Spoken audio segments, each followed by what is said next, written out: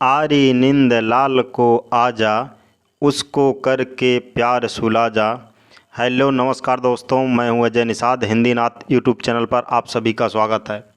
उत्तर Pradesh TGT PGT, Rajasthan TGT PGT में हिंदी साहित्य व व्याकरण का पाठ हम लोग कवर कर रहे हैं।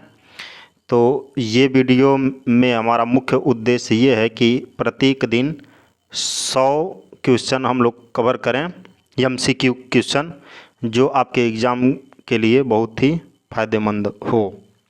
ठीक है, ये शुरू करते हैं। पहला क्वेश्चन, आरी नींद लाल को आजा, उसको करके प्यार सुला जा। यह उपर्युक्त पंक्तियाँ किसकी है? तो यह हरिऔध की हैं और ये इनको गणपत चंद्र गुप्त जी ने कहा है कि ये आधुनिक काल के सूरदास हैं। ठीक है, अगला क्वेश्चन, जीर्ण जनपद प्रबंध काव्य के रचनाकार कौन हैं? तो ये प्रेमघन हैं, बद्री नारायण चौधरी प्रेमघन। ठीक है, अलौकिक कला भी इनका एक प्रबंध काव्य रचना है। निम्नलिखित कवियों में कौन अकबर के दरबारी कवि नहीं थे?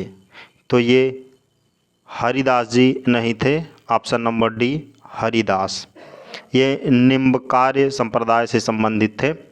किस पत्रिका को 20वीं शताब्दी के आरंभिक चरण का विश्वकोश कहा गया? तो ये सरस्वती पत्रिका को कहा गया। महावीर प्रसाद द्विवेदी जी इसके 1903 से 1920 तक इसका संपादन किए। मोचीराम किसकी कविता है? तो ये सुदामा पांडे जी की है। इनका अन्य नाम धूमिल भी है। भारतवर्षोन्नत कैसे हो सकती है? ये भारतेंदु जी की है, बहुत महत्वपूर्ण पंक्ति है। रामचंद्र शुक्ल के अनुसार करुणा दुखात्मक वर्ग में आने वाले क्या हैं? मनोविकार हैं, ऑप्शन नंबर डी सही है। और हट कर बैठा चांद एक दिन, माता से यह बोला, सिलवा दो माँ मुझे उनका मोटा एक झिंगोला। यह काव्य पंक्ति किनकी है? तो रामधारी सिंह दिनकर जी की है। यह बहुत ही सुंदर काव्य है, बाल काव्य, और ये हम भी पढ़े हैं अपने पाठ्यक्रम में। धर्मवीर भारती द्वारा रचित ग्रंथ अंधाधुंध किस विधा की रचना है? ये बताना किस विधा की रचना है। तो यह गीत नाट्य है, गीत नाट्य अंधाधुंध। ठीक, धर्म भारती द्वारा रचित है। बाला था जब सबको भाया, बाला था जब सबको भाया, बढ़ा हुआ कुछ काम न आया। यह काव्य पंक्ति किसकी है? तो अमीर खुसरो की है। निम्नलिखित साहित्यकारों में सबसे कम उम्र की आयु किसकी है? तो भारतेंदु हरिश्चंद्र जी की है।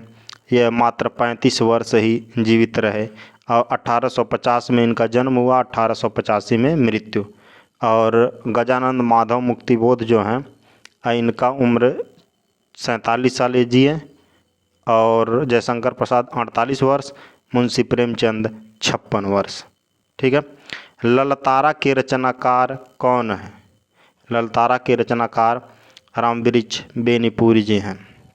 दिनकर की प्रसिद्ध काव्य कृति रश्मिरथी की कथावस्तु महाभारत से ली गई है, ऑप्शन नंबर डी सही है। देवकृत देवचरित्र किसके जीवन से संबंधित प्रबंध काव्य है? तो कृष्ण के जन्म से संबंधित है, जीवन से। सीता को प्रधानता देकर लिखा गया काव्य सीतायन के रचयिता कौन है?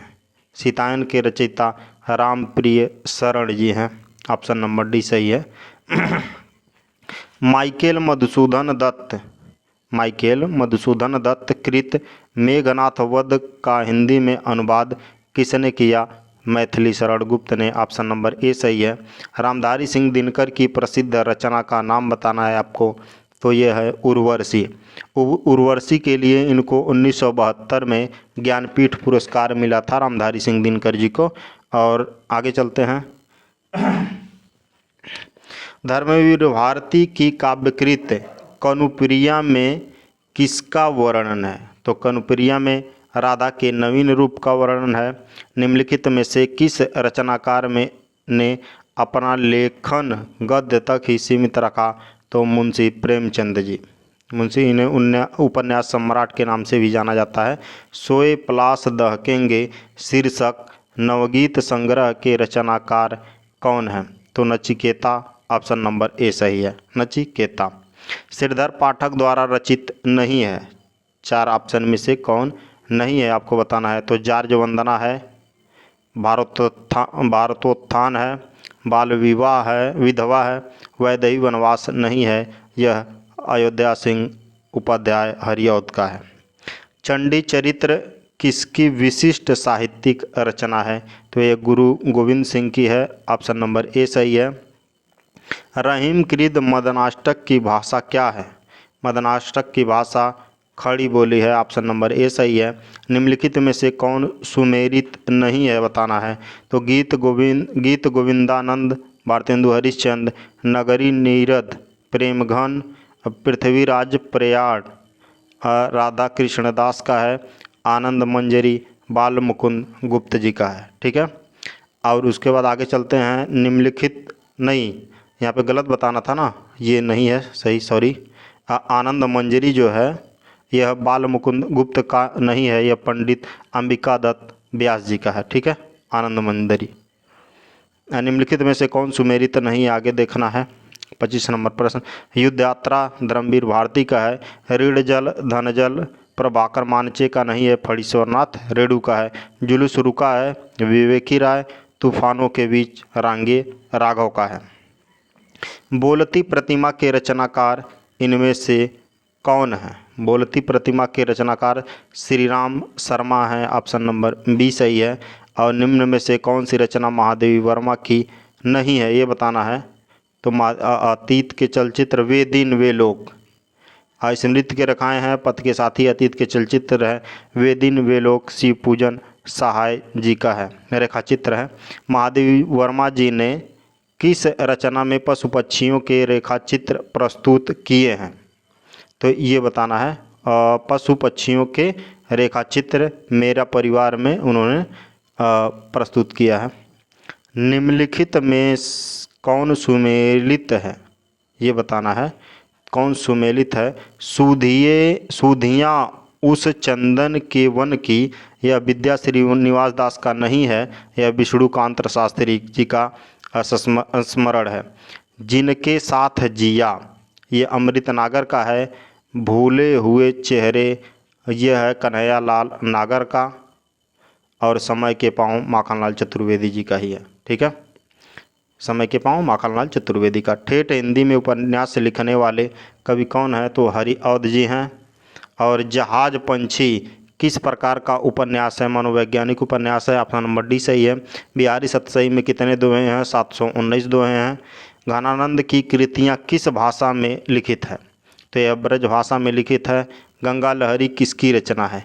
गंगा लहरी यह है पद्माकर की रचना। ऑप्शन नंबर डी सही है। नैन नचाए कहियो मुस्काई, लला फिर अयो खेलन होरी, यह पंक्ति किसकी है। तो पद्माकर की है। निम्नलिखित में से अष्टछाप के कवि नहीं हैं। मलुकदास अष्टछाप के कवि नहीं, ज्ञानमार्गी भक्ति शाखा के कवि हैं। पुष्टि मार्ग का प्रवर्तन किसने किया। तो वल्लभाचार्य ने किया था। रासो ग्रंथ किस भाषा में लिखा है। डिंगल पिंगल राजस्थानी भाषा में लिखा हुआ है। महापुराण के रचनाकार कौन है।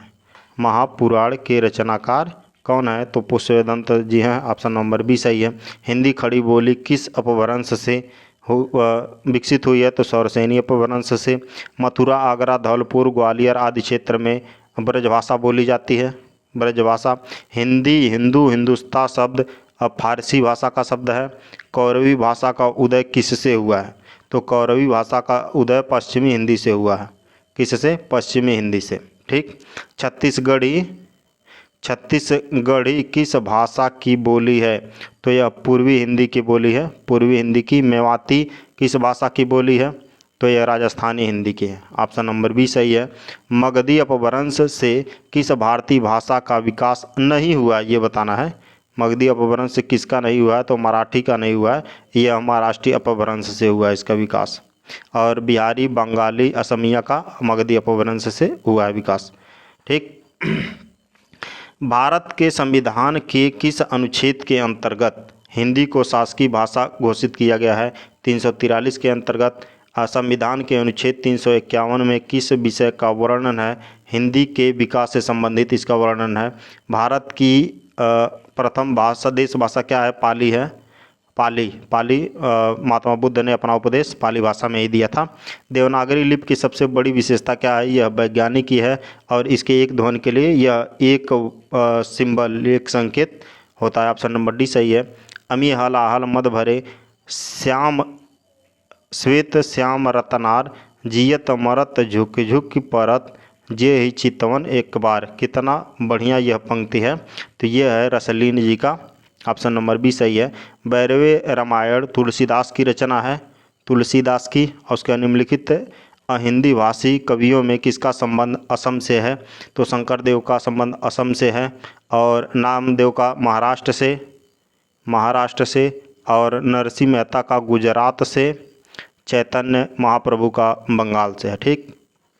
तोड़ने ही होंगे मठ और गढ़ सब, यह किसका है? तो मुक्तिबोध का है यह पंक्ति। रामचंद्र शुक्ल की आलोचनात्मक कृति कौन सी है? रस मीमांसा है। निम्नलिखित व्यंजनों में कौन से व्यंजन का उच्चारण तालु से है? तो छ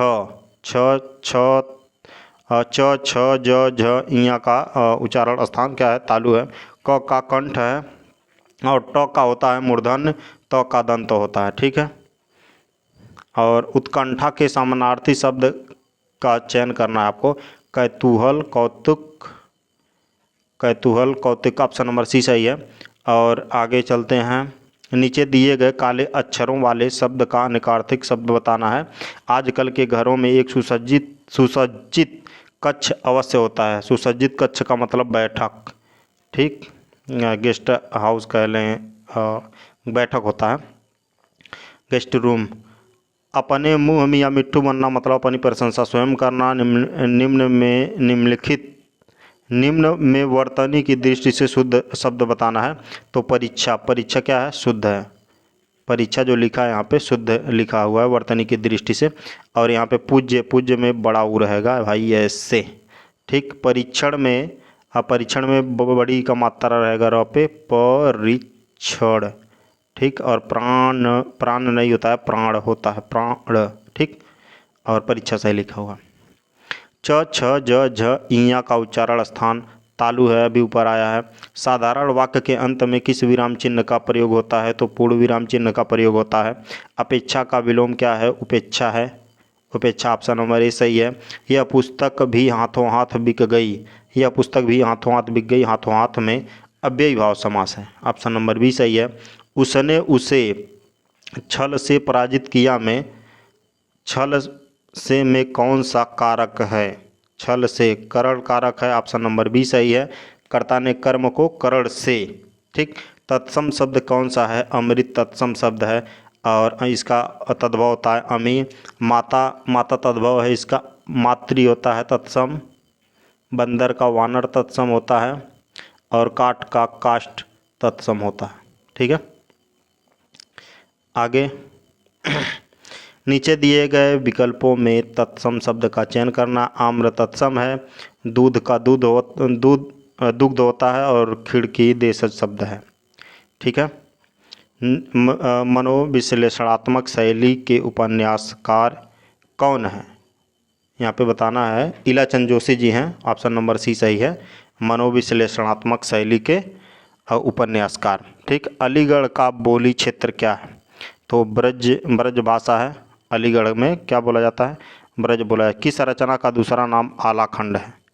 आलाखंड है। परमाल रासो का दूसरा नाम आलाखंड है। ऑप्शन नंबर बी सही है।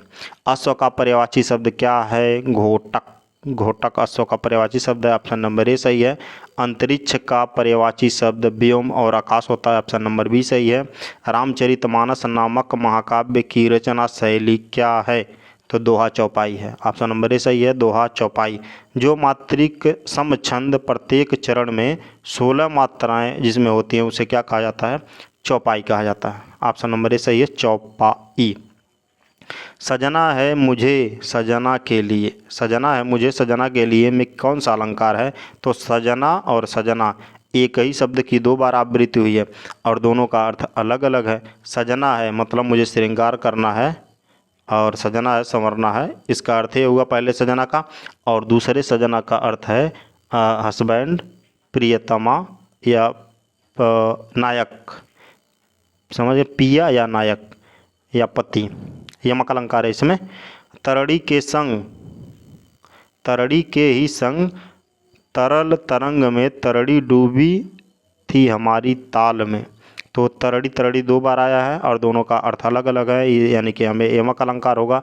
पहले तरड़ी का अर्थ सूर्य और दूसरे तरड़ी का अर्थ नाव होता है। सम उपसर्ग का म किस शब्द में सुनाई देता है? तो संवाद में म सुनाई देता है। मुझे किस प्रकार का सर्वनाम है? यह एक पुरुषवाचक सर्वनाम है और पुरुषवाचक में उत्तम पुरुष का सर्वनाम है। जैसे मैं हो गया, मैं उत्तम पुरुष, तुम मध्यम पुरुष और वह अन्य पुरुष। मीरा जोर से हंसी, इसमें क्या है? अकर्मक क्रिया है। हंसना कोई सकर्मक क्रिया नहीं, अकर्मक क्रिया है। कौन सा वाक्य आसन्न भूतकाल में है? आसन्न भूतकाल वह होता है जो क्रिया अभी अभी समाप्त हुई हो या तुरंत समाप्त होने वाली हो। इसमें है मैंने आम खाया। ठीक, ऑप्शन नंबर डी सही है। आँच का अर्थ क्या है? गर्मी, लपट और हानि।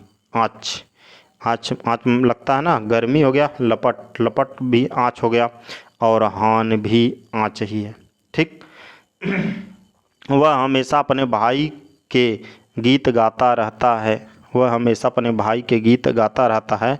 इसमें अव्यय बताना है। तो हमेशा अव्यय है, ऐसा शब्द जिसमें कारक, लिंग, वचन का कोई प्रभाव न पड़े, उन्हें क्या कहते हैं? उन्हें अव्यय कहते हैं। ठीक, अविकारी शब्द। आगे चलते हैं। उद्गम की दृष्टि से, तो यहाँ पे बी ऑप्शन हो जाएगा। उद्गम की दृष्टि से अमीर क्या है? अमीर एक विदेशज शब्द है और यह अरबी भाषा का शब्द है अमीर। आगे चलते हैं। निम्न में से कौन लुटेरा शब्द में प्रयुक्त प्रत्यय है? एरा है, ऑप्शन नंबर ए सही है। एरा का अर्थ होता है, एरा जो है कृतवाच्य प्रत्यय है। ये कैसा? कृतवाच्य प्रत्यय। आगे चलते हैं। शुद्ध वर्तनी बताना है इसमें। विरहड़ी, ऑप्शन नंबर सही होगा। व पे छोटी ई और ह पे छोटी ई, ड़ पे बड़ी ई। ठीक है। और प्रतिवर्ष नदी में बाढ़ आ जाती है में कौन सी संज्ञा है? तो नदी जो है, नदी में जातिवाचक संज्ञा होगी क्योंकि नदी के अंतर्गत कईयों नदियाँ आती हैं। आगे चलते हैं। निम्नलिखित में से कर्मवाच्य वाला शब्द चुनना है। तो कर्मवाच्य जिसमें काम कुछ हुआ हो, ऐसा कहते हैं कि कहीं नहीं काम, तुम लिख नहीं सकते, नकारात्मक हो गया। बिल्ली के हाथों चूहा मारा गया, यही सही है,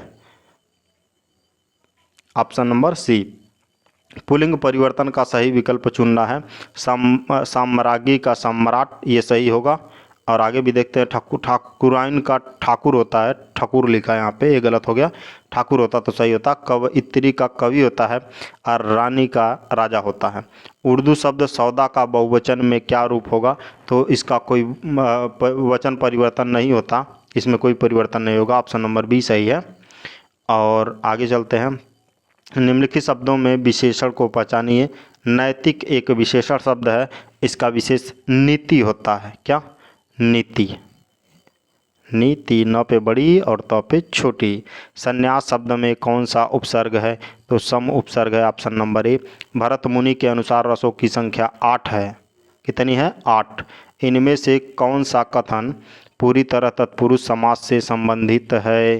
तत्पुरुष समास अगर यहाँ पे पदों की बात कर रहा है तो उसका उत्तर पद, दूसरा पद जो प्रधान होता है, ऑप्शन नंबर सी सही है। विद्यार्थी उदाहरण है, तो ये स्वर संधि का है, दीर्घ स्वर संधि का। वधूर्मी में कौन सा संधि विच्छेद करना है? वधु और धन उर्मी, ऑप्शन नंबर बी सही है। ये यहाँ पे ध्यान देना है, वधु कैसे लिखा जाएगा और उर्मी कैसे लिखा जाएगा, वर्तनी की दृष्टि से काफ़ी इम्पॉर्टेंट होगा। हिंदी साहित्य इतिहास को 4 भागों में, यहाँ पे ये चीज़ है, जैसे 56 से 60 नंबर का प्रश्नों का उत्तर एक इस गद्यांश को पढ़कर ही देना आपको। तो आइए गद्यांश पढ़ते हैं। हिंदी साहित्य इतिहास को 4 भागों में बांटा गया है, तो ये ध्यान दे लेना आपको। 4 भागों में आदिकाल, भक्तिकाल, रीतकाल और आधुनिक काल। और भक्तिकाल के संत कवि सूरदास जी को कौन नहीं जानता? तो भक्तिकाल के संत कौन है? सूरदास जी हैं। भक्तिकाल के कृष्णोपासक सूरदास जी ने सूरसागर, सूर सरावली, साहित्य लहरी आदि का अनमोल खजाना हिंदी साहित्य को दिया है। उनके पदों में वात्सल्य, श्रृंगार और शांत, ध्यान देना के भाव प्राप्त होते हैं उनके लिए कहा गया है कि सूर सूर तुलसी शशि उड्डयन केशव दास वे अष्टछाप के सर्वश्रेष्ठ कवि हैं। ये भी ध्यान दीजिए। उनके काव्य की विशेषता यह है कि वे गेय पद हैं। उनकी अधिकतर रचना ब्रज भाषा में पाई जाती। किस भाषा में? ब्रज भाषा में। कहीं कहीं कहीं कहीं पर संस्कृत व फारसी भाषा के शब्द भी पाए जाते हैं। उनकी रचनाओं में अनुप्रास, यमक, श्लेष, उपमा, उत्प्रेक्षा आदि सभी अलंकार पाए जाते हैं। वे जन्मांध हैं, लेकिन उनके पदों में जो वर्णन पाया जाता है वह सजीव है। ऐसा लगता ही नहीं कि वे जन्मांध थे। उनकी मृत्यु 1580 ईस्वी में हुई। हिंदी साहित्य जगत में वे सदैव अमर हैं। इस पे आधारित प्रश्नों के उत्तर देना हमको। हिंदी साहित्य के इतिहास को कितने भागों में बांटा गया है? 4 भागों में बांटा गया है। आदिकाल, भक्तिकाल, रीतिकाल और आधुनिक काल। सूरदास जी को कौन से काल के संत कवि हैं? तो भक्तिकाल के। दूसरे लाइन में मिला है। निम्नलिखित रचनाओं में कौन सूरदास की रचना नहीं है? रामायणी कबीरदास की रचना है और बाकी तीनों सूरदास की रचना है। ये गद्य में दिया हुआ है सीधा सीधा।